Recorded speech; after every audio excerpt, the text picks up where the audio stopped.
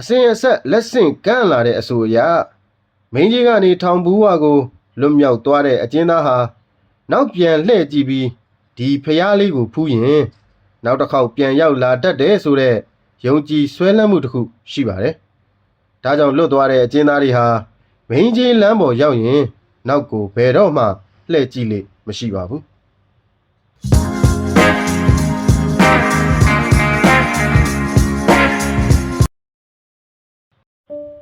ထောင်တွင်းကပရာလောကသားများအကြောင်းကိုရေးမယ်လို့ဆုံးဖြတ်လိုက်တဲ့အခါ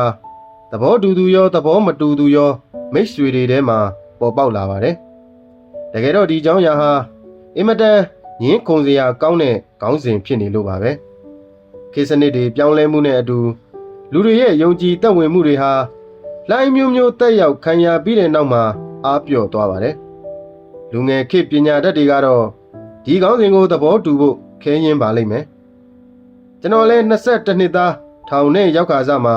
ဒီအမြင်ကိုဆွဲကင်ခဲ့ပါဒါပေမဲ့နိုင်ငံရေးလိုင်းတဘိုးတွေကြောင့်ဒေသအပါဝင်ထောင်3ချိန်ကျပြီးထောင်4000ထဲမှာ17နှစ်6လ17ရက်နေပြီးတဲ့နောက်မှာတော့ကျွန်တော်ရဲ့ယုံကြည်ချက်တချို့ပြောင်းလဲသွားပါတယ်မြန်မာနိုင်ငံရဲ့ထောင်တွေသမိုင်းဟာအင်္ဂလိပ်လက်ထက်ကလေးကစတင်ခဲ့တာဖြစ်ပြီးနှစ်ပေါင်းရာကျော်ရာဇဝင်ရှိနေခဲ့ပါတယ်ရှေးတောင်အာရှရဲ့ကျေပြောတဲ့နယ်မြေနဲ့ကမ်းနားတဲ့ယဉ်ကျေးမှုကိုပိုင်ဆိုင်ထားတဲ့တိုင်းပြည်တစ်ခုမှာထူးဆန်းစွာပဲနေရာအနှံ့ထောင်တွေအများကြီးတည်ရှိနေခဲ့ပါတယ်။လက်ရှိအကျဉ်းထောင်ပေါင်း45,000ရှိပြီးကာကြီးခါဝေးဂငင်အဆင့်လိုက်ခွဲခြားထားပါတယ်။ဒီထောင်တွေထဲမှာအင်းစိန်ထောင်စစ်တွေထောင်မော်လမြိုင်ထောင်ဗိတ်ထောင်နဲ့ဗသိမ်ထောင်တွေဟာတပ်တန်းရင်ထောင်တွေဖြစ်ပါတယ်။ဒီထောင်တွေဟာကာကြီးအဆင့်ထောင်တွေဖြစ်တဲ့အတွက်ကျိုးတိုင်းနဲ့ကျိုးစဉ်တည်ရှိတဲ့ထောင်တွေဖြစ်ပါတယ်ဒီကျိုးစဉ်တွေဟာကျွန်တော်တို့ထောင်ထဲရောက်တဲ့အချိန်မှာဟောင်းနွမ်းဆွေးမြေ့တန်ကြီးကိုက်နေပေမဲ့တစ်ချိန်ကရာဇဝတ်သားတွေကိုကြိုးပေကွက်မြက်ခဲ့တယ်ဆိုတဲ့အချက်ကတော့ဘုံကွယ်ထားလို့မရပါဘူးမြန်မာနိုင်ငံကိုနယ်ချဲသိမ်းပိုက်ခဲ့တဲ့အင်္ဂလိပ်တွေဟာသူတို့ရဲ့အုပ်စိုးမှုရေကြာခိုင်မြဲစေရေးအတွက်ဦးစားပေးတိဆောက်ခဲ့တာကတော့တွေအုပ်ချုပ်ရေးယုံရဲစခန်းနဲ့အကျဉ်းထောင်တွေပဲဖြစ်ပါတယ်။အောက်မြန်မာနိုင်ငံကိုသိမ်းပိုက်ပြီးဂါဇမှာဗြိတိရှနေမွေအင်ပါယာခိုင်မြဲစေဖို့အတွက်1862ခုနှစ်မှာရန်ကုန်ထောင်ကြီးကိုအရင်ဆောက်လုပ်ခဲ့တာပါ။1853ခုနှစ်ဗကံမင်းလက်ထက်အင်္ဂလိပ်မြန်မာဒုတိယစစ်ပွဲပြီးချိန်မှာရန်ကုန်ဟာဗြိတိရှလက်အောက်ကိုကြာရောက်သွားပါတယ်။အညံ့မခံကျင်တဲ့မြန်မာလူမျိုးတွေဟာအင်္ဂလိပ်ကိုပြန်လဲတော်လှန်တိုက်ခိုက်တဲ့အတွက်ငြိမ်ဝှက်ပြပြစေဖို့အကျဉ်းထောင်ဟာအင်္ဂလိပ်အစိုးရအတွက်အများကြီးအထောက်အပံ့ဖြစ်ခဲ့ပါတယ်။မြန်မာတော်လှန်ရေးသမားတွေကိုထိန်းသိမ်းထားဖို့အတွက်ထောင်သမိုင်းအရ1864ခုနှစ်မှာအင်္ဂလိပ်အစိုးရကအကျဉ်းထောင်ဌာနကိုစတင်ဖွင့်လှစ်ခဲ့ပါတယ်။အကျဉ်းထောင်ဌာနမှာရှိတဲ့အကျဉ်းသားတွေကစီပင်သားရအလုပ်တွေလို့ပြောရမယ်မြို့ရွာတန်ရှင်းရေးကိုဆောင်ရွက်ရပါတယ်။အဓိကကတော့လူတွေမလုတ်ချင်တဲ့မိန်လာအညစ်အကြေးတွေကိုတန်ရှင်းရတဲ့အလုပ်ပဲဖြစ်ပါတယ်။ဒီဘောမင်းတရားကြီးပါတော်မူသွားပြီးတဲ့နောက်၄နှစ်အကြာ1889ခုနှစ်အရောက်ရှေ့တောင်အာရှမှာအကြီးဆုံးလို့ဆိုနိုင်မဲ့အင်းစိန်အကျဉ်းထောင်ကြီးကို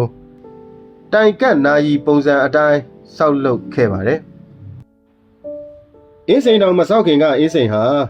မြို့မဖြစ်သေးပဲရွာမအင်းစိန်ရွာမဆိုတဲ့ရွာတရွာပဲရှိပါတယ်။ဒီရွာကြီးမှာတစ်တော်တွေဖုံးလွှမ်းနေပြီးမင်္ဂလာတုံတောနဲ့ဆက်ဆက်နေခဲ့ပါတယ်။အင်းစိန်တောင်ကို3နှစ်ကြာတိဆောက်ခဲ့ရပြီး1892ခုဇူလိုင်လမှာဖွင့်လှစ်ခဲ့ပါတယ်။အခုဆိုရင်တော့အင်းစိန်တောင်ဟာ126နှစ်သက်တမ်းရှိနေခဲ့ပါပြီ။အင်းစိန်တောင်ကိုရန်ကုန်ထောင်ကကြက်သေးလို့ခေါ်တဲ့အကျဉ်းသား400ကိုခေါ်ယူပြီးဆောက်လုပ်ရေးလုပ်သားအဖြစ်အသုံးပြုခဲ့တာဖြစ်ပါတယ်။ထောင်ရဲ့အရှိတ်ဝန်ထမ်းတန်းလျားတွေစောက်ပြီးပလိတ်တွေကိုစောင့်ကျက်စေခဲ့တယ်လို့သိရပါတယ်။အဲ့ဒီအချိန်ကထောင်လုံးလုပ်တဲ့လူမျိုးက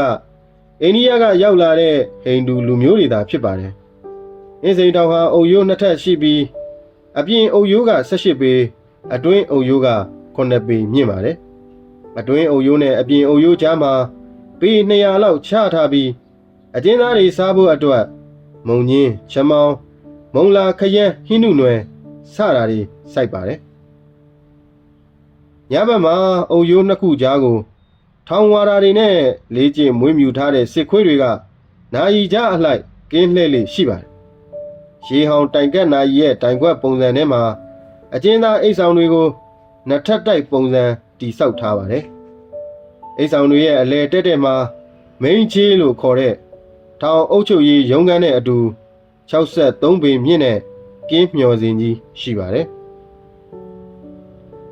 ကင်းမျောစင်ကြီးပေါ်မှာမောင်းပြန်တနက်ကင်ထားတဲ့ထောင်ဝါရာတွေဟာအလှည့်ကျကင်းဆောင်ပြီး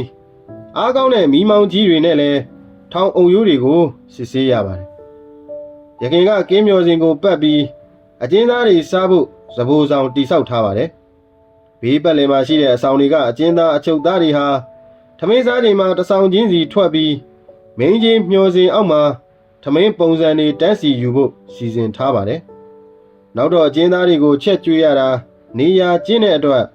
ထောင်စည်းရုံနဲ့9ဆောင်အကြားကမြေကွက်လက်ကိုပြောင်းရွှေ့သွားပါတယ်။မင်းကြီးမျောစင်ပထမတက်လောက်မှာဖျားအသေးတဆူတီထားပါတယ်။အစဉ်အဆက်လက်ဆင့်ကမ်းလာတဲ့အဆိုအရမင်းကြီးကနေထောင်မူဝါကိုလွတ်မြောက်သွားတဲ့အကျဉ်းသားဟာနောက်ပြန်လှည့်ကြည့်ပြီးဒီဖျားလေးကိုဖူးရင်နောက်တစ်ခေါက်ပြန်လာရတတ်တယ်ဆိုတဲ့ယုံကြည်ဆွဲလန်းမှုတစ်ခုရှိပါတယ်။ဒါကြောင့်လွတ်သွားတဲ့အကျဉ်းသားတွေဟာမင်းကြီးလမ်းပေါ်ရောက်ရင်နောက်ကိုဘယ်တော့မှလှည့်ကြည့်လေမရှိပါဘူး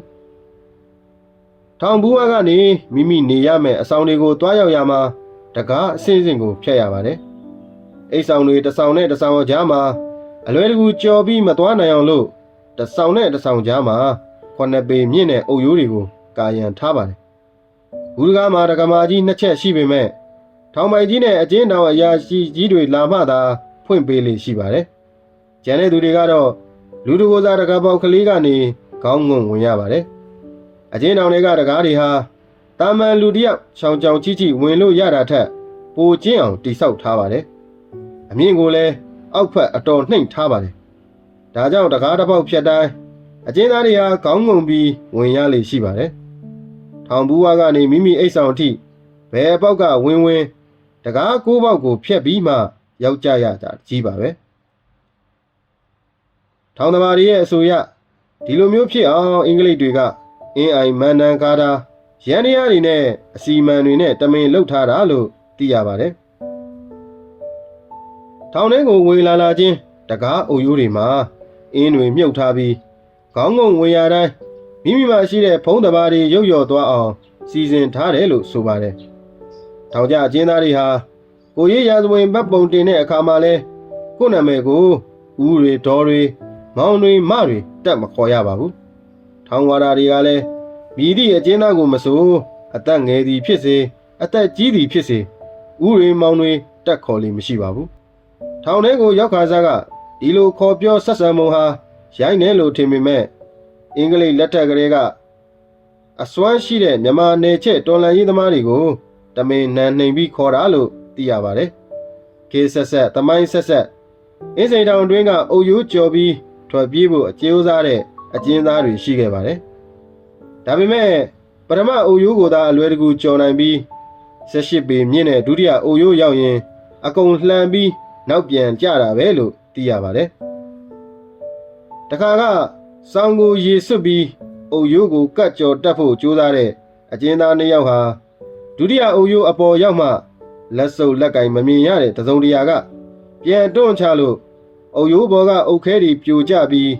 ထောင်ဝါရာတွေမိသွားတဲ့အဖြစ်အပျက်တစ်ခုရှိခဲ့ပါတယ်။ဒီလိုအံ့ဩစရာထူးခြားမှုတွေနဲ့ပြည့်နှက်နေတဲ့အင်းစိန်အကျဉ်းထောင်ကြီးမှာကိုတွေ့ပရာလောကသားတွေရဲ့အကြည်စားခံအနှောက်အယှက်ခံခဲ့ရတဲ့အကျဉ်းသားတွေလည်းရှိခဲ့ပါတယ်။သူတို့တွေပြောပြတဲ့ထောင်တွင်းကလွတ်ဝက်စမ်းကြဲသောအဖြစ်အပျက်ပေါင်းများစွာထဲမှာဂန္ဓဝင်စိမ့်ဆိုတဲ့အဖြစ်အပျက်လေးကတော့အခုဆိုရင်နှစ်ပေါင်း30နီးပါးကြာမြင့်သွားပြီဖြစ်ပါတယ်။တကယ်တော့ဂန္ဓဝင်စိမ့်ဆိုတာစာရေးဆရာဇော်သက်ထွေးရဲ့ကိုတွေ့ဖြစ်ရမှန်အင်းစိန်ထောင်အတွင်းမှပရာလောကသားများဆိုတဲ့ဝတ္ထုကိုဇက်တိုက်အပိုင်းဇက်အလိုက်တင်ဆက်ပေးသွားမှာဖြစ်လို့ကျ ကျွန်တော် channel ကို subscribe လုပ်ထားခဲ့လို့ရပါတယ်နောက်ထပ်ဘလို့ဇလန်းမျိုးတွေကိုနားထောင်ကျင်ကြတယ်ဆိုတာလဲကိုမမှာကျေးဇူးပြုပြီးရေးသွားပေးခဲ့ကြပါအောင်ခင်ဗျာကျွန်တော်မင်းပါကြီးပါ